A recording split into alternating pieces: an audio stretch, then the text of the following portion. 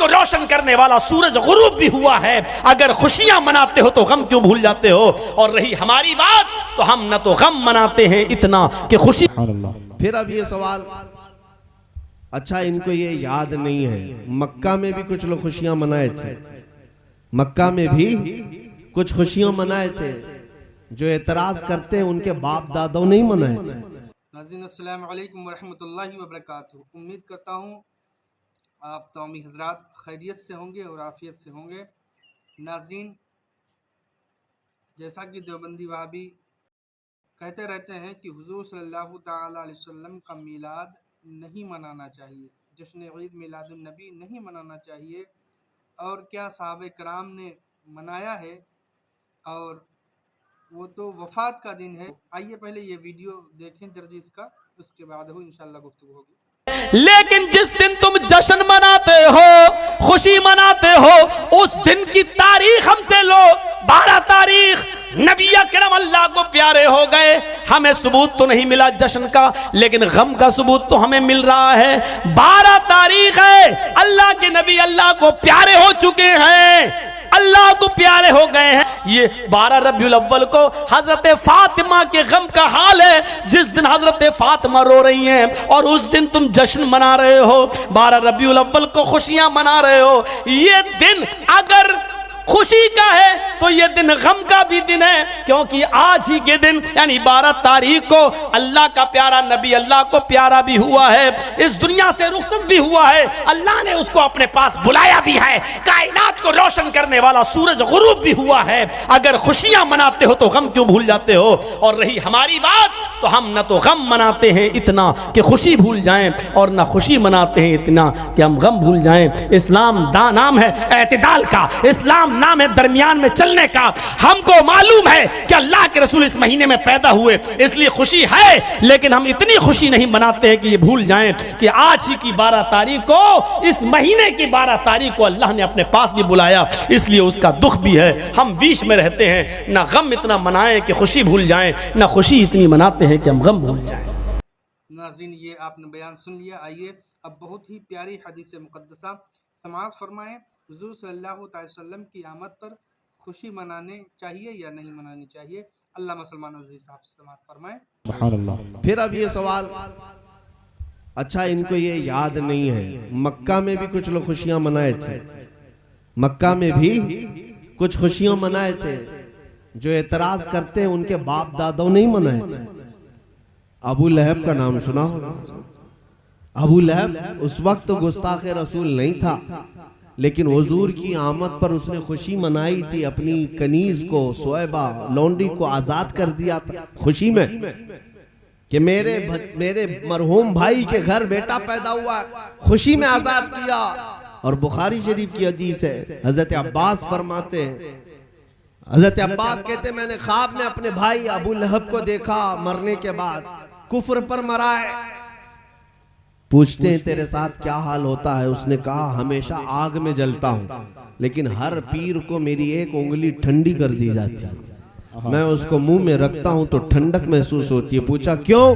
کہا اب اس لیے کہ پیر کے دن جب محمد رسول اللہ پیدا ہوئے تھے، اس انگلی کے اشارے سے میں اپنی کنیز کو آزاد کیا تھا، بس ان کی میلاد کی خوشی میں لونڈی کو آزاد کیا تو اللہ نے مجھے اتنی راحت عطا فرمائی۔ ایک کافر اور مشرک کو میلاد کی خوشی پر قبر میں انگلی ٹھنڈی کی جا سکتی ہے، تو پھر عاشقان رسول کی خوشیاں منانے میں کیا مولا پوری قبروں کو ٹھنڈی نہیں کرے گا؟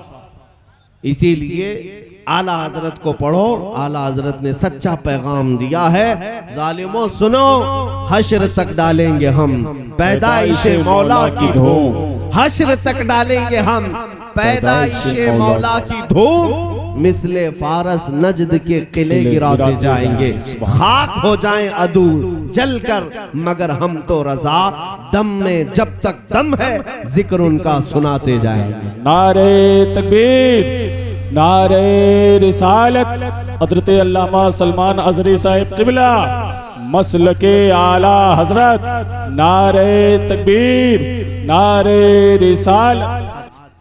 ربیع الاول شریف کا مہینہ چل رہا ہے، مصر کے ایک بڑے بزرگ شیخ حسن البنا وہ مولود کی محفل اپنے گھر میں رکھتے تھے ہر ہفتے، لیکن جب 12ویں شریف ہوتی تھی بہت بڑی محفل رکھتے، سارے علماء کو بلاتے تھے، سارے علماء کو۔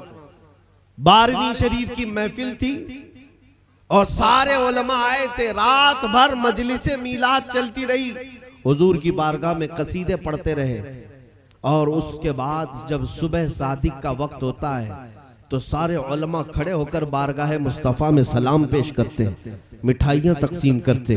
شیخ حسن البنا کے گھر اس دن سارے علماء مشائخ سب تھے، رات بھر محفل چلی، مٹھائیاں تقسیم ہوئی۔ جب فجر کی نماز کا وقت آیا تو سب قریب کی مسجد میں نماز کے لیے گئے۔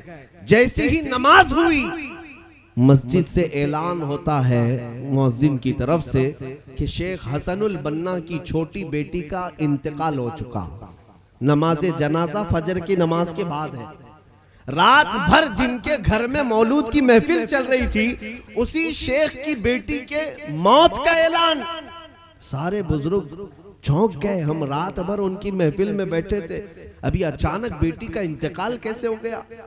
اور پھر ابھی اتنی جلدی سے جنازہ بھی رکھ دیا آپ نے۔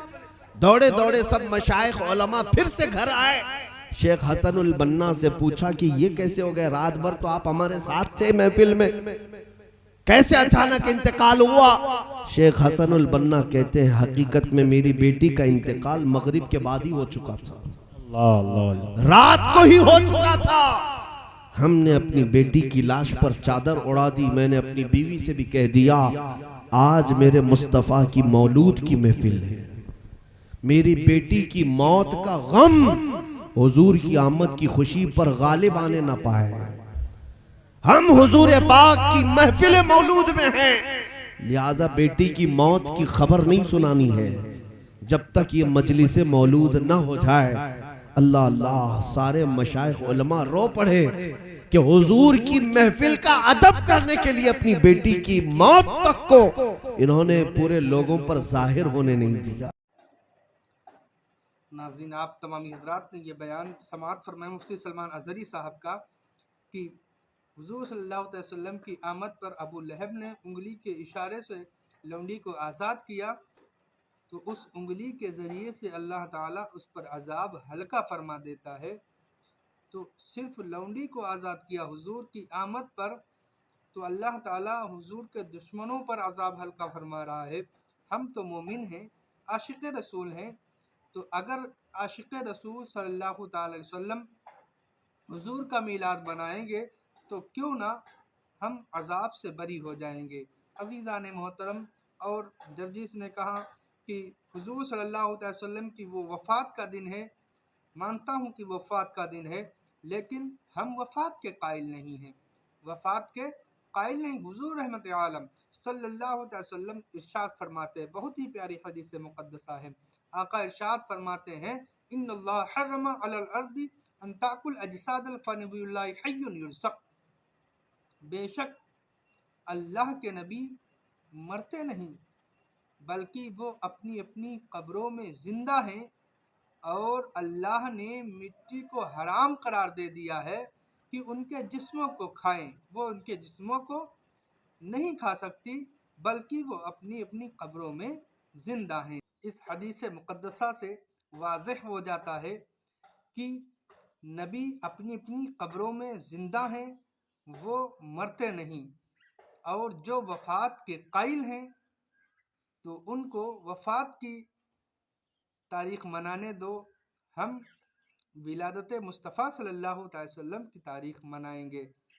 اور یہ بھی یاد رکھو بھی، یہ بات حق ہے کہ ہر شے کو موت آنی ہے، لیکن انبیاء کے اوپر موت آئی اس طریقے سے کہ جیسے چاند کے اوپر ہلکا سا بادل آ جائے اور اس کے بعد وہ پھر فوراً چھٹ جائے، پھر چاند اسی طرح یا سورج اسی طرح روشن ہو جائے، اسی طرح سے انبیاء کرام کو موت آئی اور پھر وہی زندگی مل گئی، بلکہ اس سے بہتر اللہ تعالیٰ نے زندگی عطا فرمائی۔ تو ہم موت کے قائل نہیں ہیں، ہم عید میلاد النبی صلی اللہ علیہ وسلم مناتے ہیں اور انشاءاللہ تعالی ہر سال مناتے رہیں گے۔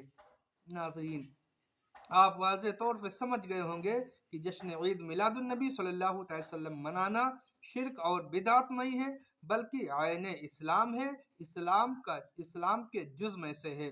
नाज़रीन, आज के लिए ये वीडियो अब दोस्तों के पास ज़रूर शेयर कीजिएगा ताकि लोगों को पता चल सके कि जश्न ईद मिलादुन नबी मनाना कैसा है।